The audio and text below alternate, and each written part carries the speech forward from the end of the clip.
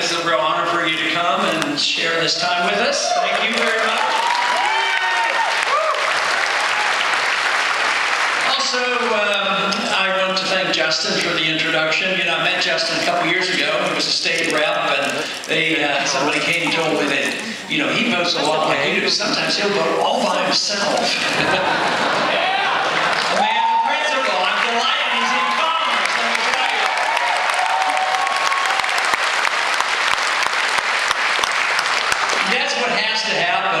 Is going on, there's no doubt in my mind. It's an intellectual revolution. It's not brand new. It's a refinement of our original revolution, and we're going to build on that. We're going to build on the cause of freedom.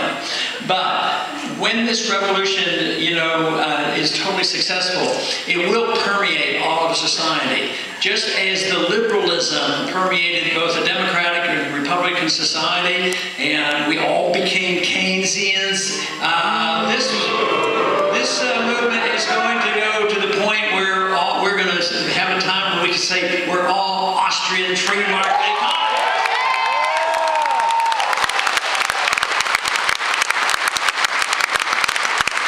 In the meantime, right now, our vehicle is a particular election going on, and it's in the Republican primary, and a very powerful message can be sent by winning this election. Now, you know, if you look at the evening news, you'll say, well, too bad, he doesn't show up here, they don't list his name, these things. But right now, we are second in numbers of delegates actually.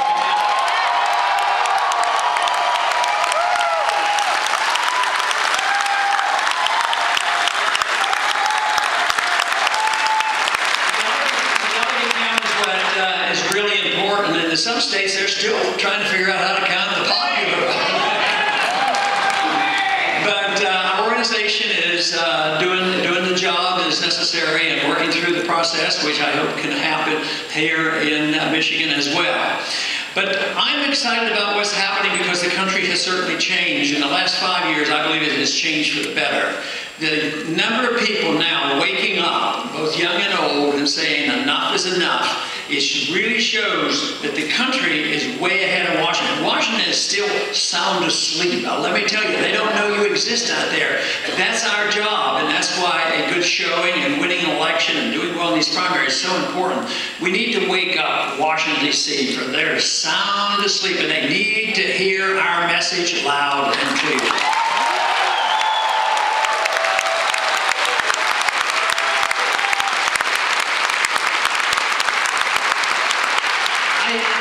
Started in politics back in the 1970s because some of the predictions made by those Austrian free market economists came about in 1971 when it was predicted that the pseudo-gold standard established in 1945 at Bretton Woods would not work because it still allowed our government to spend too much and print too much money, and they could not honor the commitment of the gold standard of $35 an ounce. So in a way, on August 15, 1971, it was the initial stage of the declaration of insolvency or bankruptcy of this country.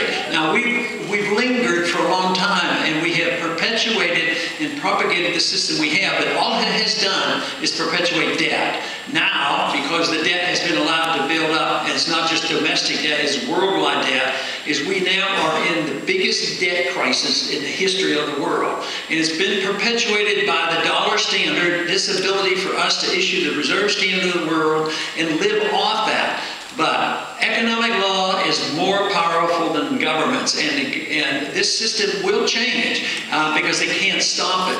So, but although this was known for many years, it was coming, and the 1971 announcement was well known, and the bubbles that have been formed over these last 40 years, that has all been known. But we seem to struggle and get out of the recessions and depressions that we've had. But it's always been with more spending, more debt, more inflation, until we got to the point where the debt was uncontrollable and unsustainable. Today, there's a semblance of prosperity in this country, though the unemployment rate is much higher than the government will admit. There's a semblance of prosperity, but it's all based on debt. And this is why the debt crisis is at our doorstep. If you look at the debt per GDP, our debt is bigger GDP-wise than the Greek debt. That's how serious it is. We literally own, our national debt is $16 trillion. We owe foreigners $3 trillion. And what are we doing? We're adding at least $1.5 trillion every year to the debt. And what are they doing to Congress? What do? They twiddle their thumbs. They say, oh yeah, we're worried about it. But you know what they don't do? They never cut anything. No. They only raise more. You have to cut the spending, and that's the reason I say the first year we should cut the spending by $1 trillion.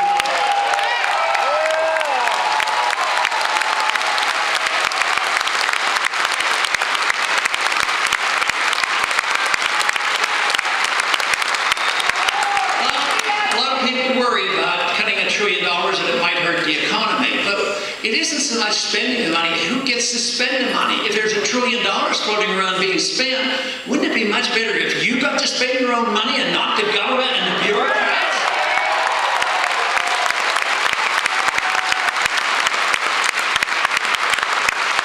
A lot of people come up to me and they worry about it and they ask me about it on TV constantly and say, you know, and the Keynesian notion is if you get into trouble from spending too much, the answer is spend more. And so they say, wouldn't this be a terrible time? And even Bernanke, can you remember that guy's name? Bernanke?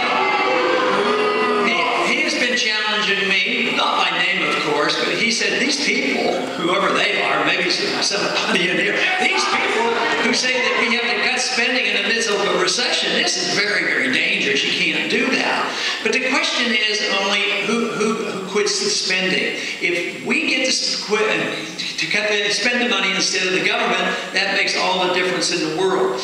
But the only way this can come about is we have to address a very important subject, and that is what the founders asked themselves, and they had a revolution, wrote a constitution. What should the role of government be? That's really the question. Should we have endless spending and entitlement system and endless wars? Or should the federal government, directly under our Constitution, be meant to do one very important thing, and that is to protect your individual liberty, your right to your life?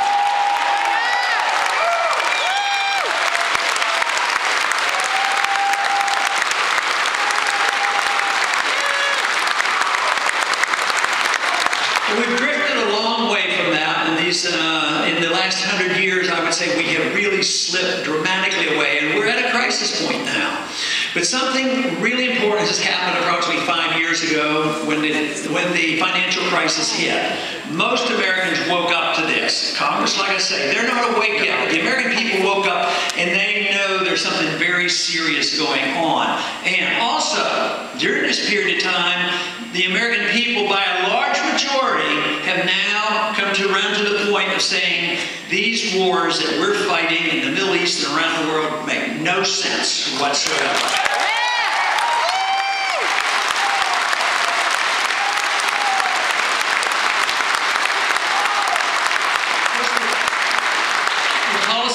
Constitution, the advice of the founders say that we should not get involved in entangling alliances nor on the internal affairs of other nations. And yet, that is all that we have been doing, getting more and more involved.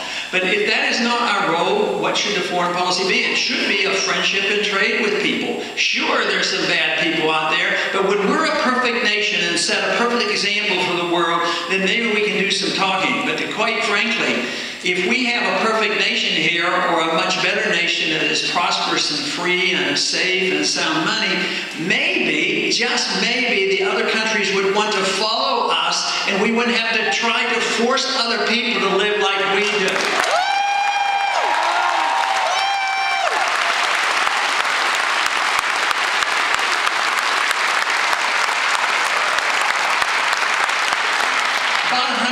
Ago, especially in the time of Woodrow Wilson, we came up with some very bad ideas, and we've been suffering ever since. So the stage was being set for ushering in the age of big government, the undermining of the currency, the change in foreign policy. It was Woodrow Wilson said, "It is our moral obligation to make the world safe for democracy."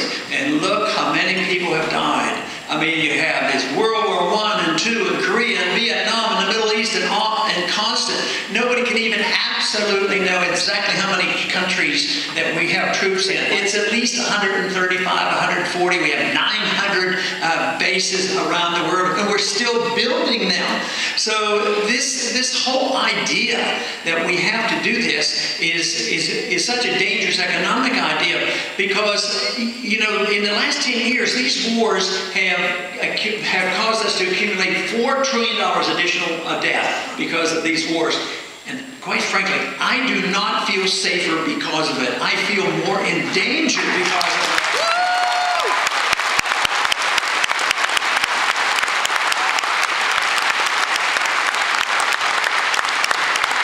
One of the most dangerous ideas that came out of the Depression was that, well, first off, the Depression was blamed by so many of the left. They said, well, it came because we had too much free markets and a gold standard, and that's what caused the Depression. And then they claim, and they're still teaching this in the schools, and they're still said, well, we finally got out of the Depression when a war came.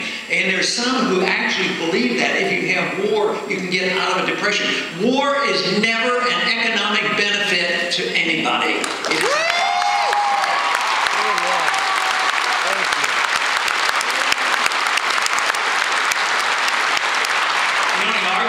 It is there's less unemployed, but being unemployed is not quite as bad as, you know, going overseas and dying for some reason that is not important to our national defense. So this is the crisis that we have faced, that we've overextended ourselves, and we have to make this decision. For me, it's very simple. We should mind our own business and just come home.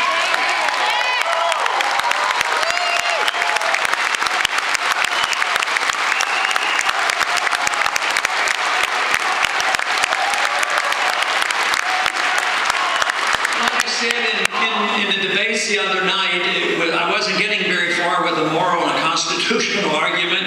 We couldn't convince the other candidates, but I tried the economic argument. And indeed, there is a strong economic argument. If you even ignore the other arguments, which should be enough. But the economic argument is so vivid when you think about the Soviet Empire. They collapsed because they were so foolish as to invade and occupy a country like Afghanistan. Can you imagine?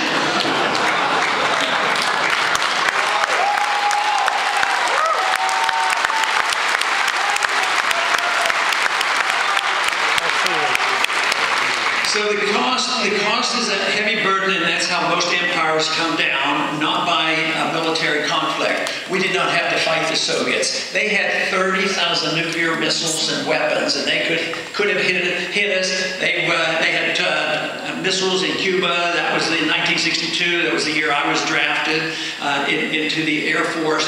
But today we seem to have this burning desire by a small minority in Washington who are able to convey through the media and the propaganda, this war propaganda, that we have to go to war against a country that doesn't even have a nuclear weapon and might not get one, but they said they could, so therefore we have to go to war. And of course, this is the drumbeat of war, what's occurred against Iraq, all based on falsehoods and disinformation, and we go there and find out, well, they didn't have weapons of mass destruction. Now we've turned that country over to the Shiites, who are allies with the Iranians, and at the same time, we continue to pursue this at great risk. But we're now doing the same thing with the Iranians. The war drums are beating, and every single day it's war propaganda. We are not under a threat by the Iranians. If the Soviets weren't enough to have a conflict with them when they had so much in the height of the Cold War, this whole idea that we have to have another war, it will bring us down financially, and we have to wake up and tell our representatives, we don't need another war, we need less war.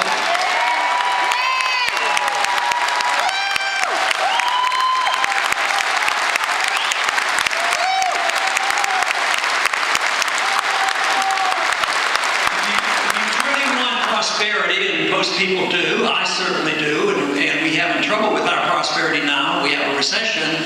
That peace brings more prosperity than war does, and that is why we should have a policy of seeking peace and not war, and then maybe we'll get back on our feet again and spend money more wisely. Yeah. But the conditions under which we live today, whether it's the war conditions of what's going on overseas or the post 9/11 atmosphere, we live in very difficult times because they were able to use 9/11 as a tool for doing things that they had already planned to do. Right. The war against Iraq had been planned before 9/11, and it was used as an opportunity. But the first speech I ever gave against the war in Iraq was in 1998, because that's when the drums started beating. But on 9/11, they said, this is our chance that we can go in. But what else did they do? What was the first law they passed after 9/11? A bill that had been floating around for years, but they couldn't get the American people to endorse it and go along with it, so they put the Patriot Act up. It was a revised version of what they had. It was on the floor for an hour or so, then there was a vote, and it was overwhelmingly supported. But you know what we should do with the Patriot Act? We need to get rid of it. And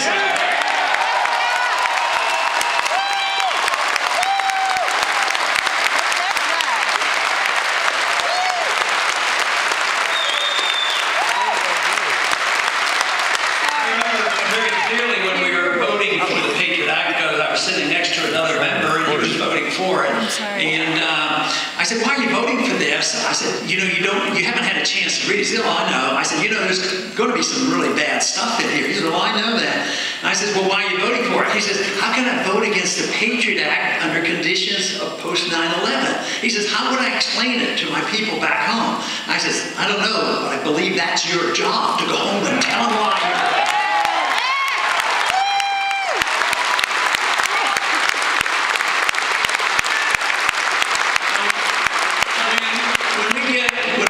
When we have the opportunity in the near future of getting rid of the Patriot Act, we should name it repealing the Patriot Act. We should call it Restore the Fourth Amendment Act.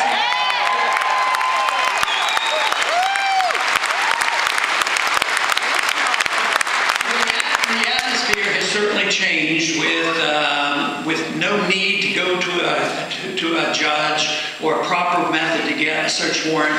There's no privacy left. The government's getting more secret. The whistleblowers get imprisoned. There's more secrecy now, and there's less privacy. The Constitution and the founders wanted us to have our privacy and no secrecy in the government, so we have to reverse it back to this time that we have transparency, and we could start with transparency of the Federal Reserve.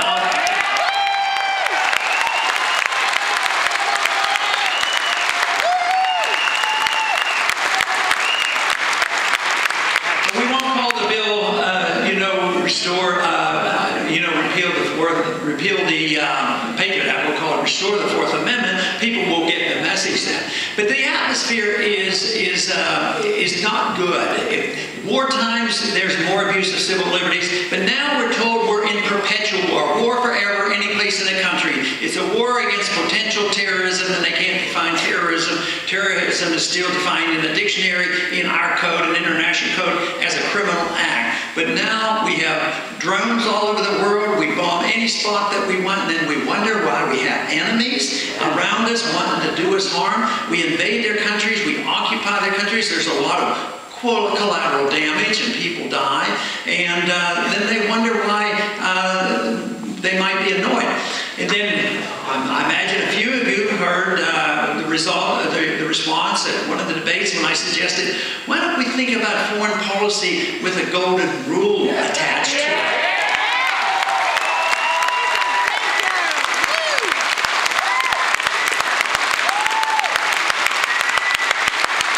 I'm glad your response was much more favorable than I got.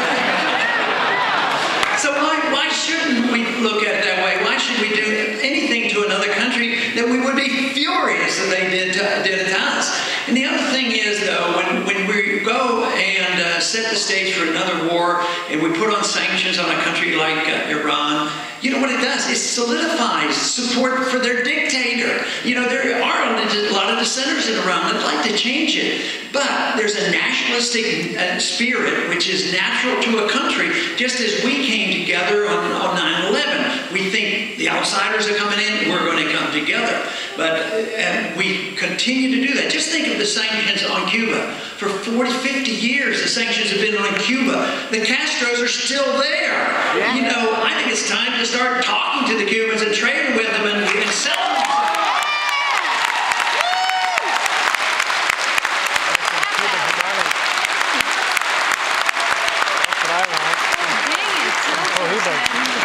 Justin mentioned the National Defense Authorization Act, and that is indeed so what they're saying now is that there is no, they repealed posse comitatus. Now the military can arrest for civil problems and enforcement of any law. But the worst part about this is they can arrest any American for any reason without any charges and deny an attorney, no court, no trial, and put in a secret prison. I mean, this is not what America is supposed to be about.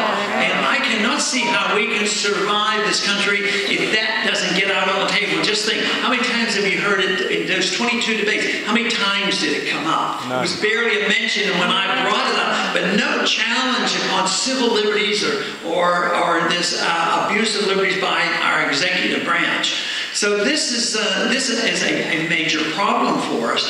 And also the president, a year ago now, February last year, he unilaterally said that the president, because he's the commander-in-chief, he can assassinate American citizens.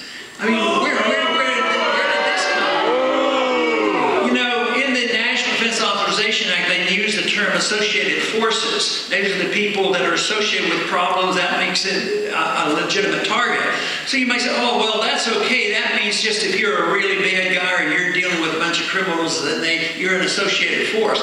But in this day and age, an associated force might be donating money to a group. You might not know exactly how they spend the money. It might be visiting a website. It might be getting emails. It might be attending a meeting. Whatever you happen to go a meeting, and the meeting is mainly designed to preach a message about more peace and less war, that might make you a subversive. The fact that you can be arrested is just an outrage. The worst criminals in the world have been given trials. Saddam Hussein even had a trial, you know.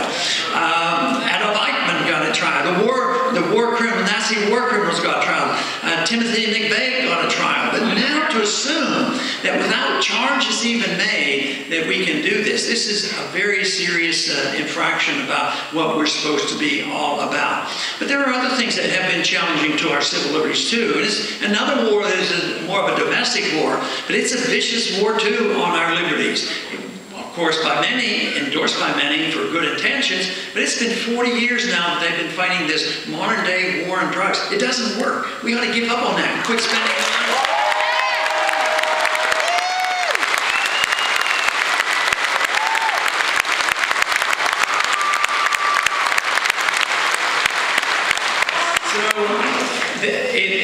You know, that whole thing comes from the fact that people don't understand what right to life and right to liberty means.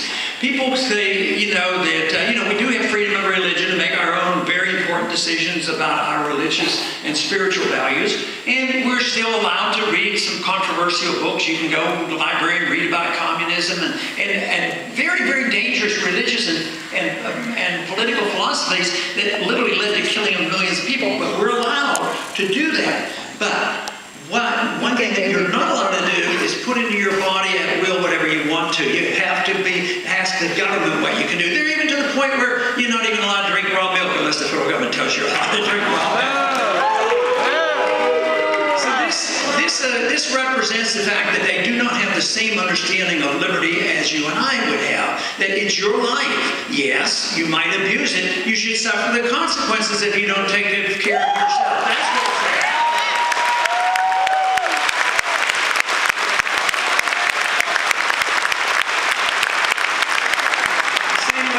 In economics, if you don't do a good job and you overextend yourself and you get into trouble, you certainly shouldn't get a bailout from the U.S. government.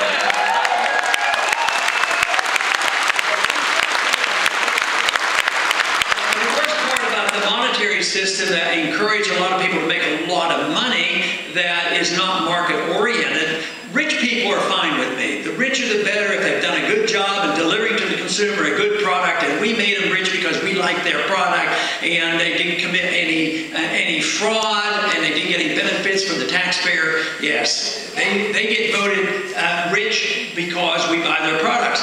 But unfortunately today, the very rich on Wall Street are benefiting from a monetary system which serves their interests. Just the destruction of money, the devaluation of currency, the systematic undermining of our dollar requires that a transfer of wealth will leave the middle class and go to the very select few. And that's been going on a long time. But just think of what happened when the crisis hit. They got the bailout, and the middle class got the debt. We ended up owning the debt, all the derivatives. And you know what they're preparing to do right now? They're preparing for us to have the European debt dumped on us, the Greek debt and others. They're dumping that debt on us.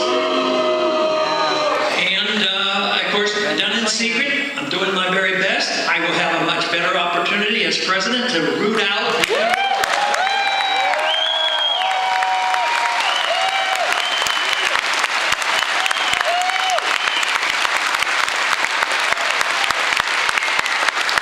Thomas Jefferson argued the case at the time of the writing of our Constitution that we should not be able to borrow money. He lost that argument, unfortunately, so we didn't have an income tax. They didn't give us that. That came later. But the fact that we ended up with an income tax and borrowing money, it still wasn't enough. It wasn't deceitful enough. People could figure it out because taxes could go too high and people would rebel. Then borrowing was a delayed payment, borrowed and paid the debt later on, and that could carry over for a while. But then they had to have this idea of just creating new credit out of thin air, printing the money, and some people suffered more than others. Certainly the middle class suffered, while others were benefiting. Whoever gets to spend the money first benefits the most. So this was automatic. It was automatic that under these conditions, government would grow. We would have an entitlement system because that's how politicians buy votes. And then we would have a wartime system, a warfare system, where we could borrow and print and spend money around the world, and this would go on for a long time. But it's ending, and that's what we're facing today. And the American people are waking up, and certainly in the last 5 years, more and more people have become aware of this. So this is the very good news. And the very good news also is the fact that a couple groups are coming together and joining us in this effort. There's a group that I like to think about as being a remnant of society that always clung to the truth and knew about it, frustrated at no end because they got disgusted with voting, either party, same old story. Promise one thing, one party says we'll end the war and protect your civil liberties. They do nothing but make it worse. Another party says we believe in balanced budgets and cut the spending, and they do nothing but spend even more money and double the size of the Department of Education, expand government health benefits. So they got disgusted and they more or less dropped out. And there were some, I meet them along the way, they've never been involved. I mean, they've been looking at this for a long time and they're disgusted, but now, because they're recognizing what's going on and the message of liberty is coming out loud and clear, they're starting to join us now and becoming politically active, and I think it's great news.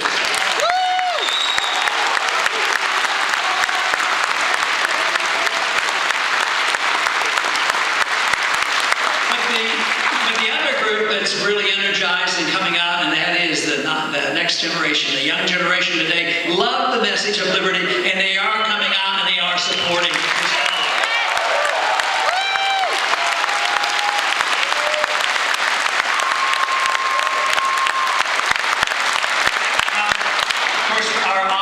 Is how we get our message out, because it's not going to be on the evening news. How many of you ever heard anything about the National Defense Authorization Act and the arresting of Americans? You don't hear that on the evening news. No. But we do have something very, very important to us, and I think it's fantastic, and that is the internet. That's what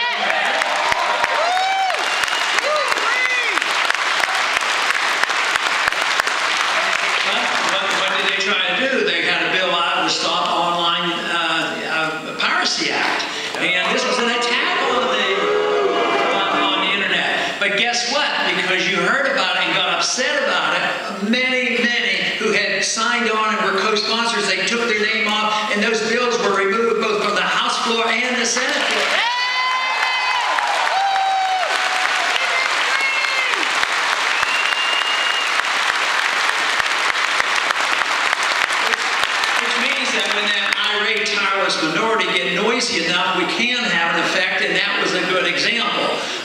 cannot be complacent because they're already trying to go around us, and they think they can do it by treaty. The president now has a treaty he's trying to get the Senate to sign on where they will have control of the internet. Let's hope that the internet, I don't understand all the details of the internet, but I hope it's bigger than any government there is. I hope they can always get around.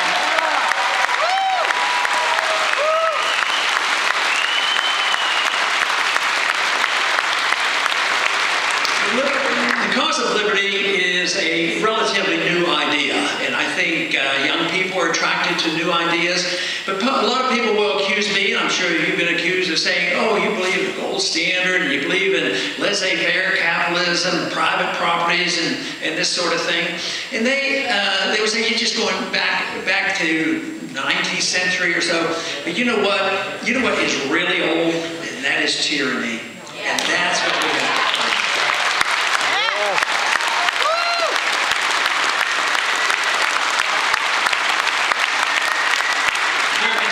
Around in all forms from the beginning of time, and most of the world is run by tyrants today, and indirectly we're moving in that direction because our society is getting to be where the tyrant is the dictatorship of the majority, and they get around to abuse the minority. They do.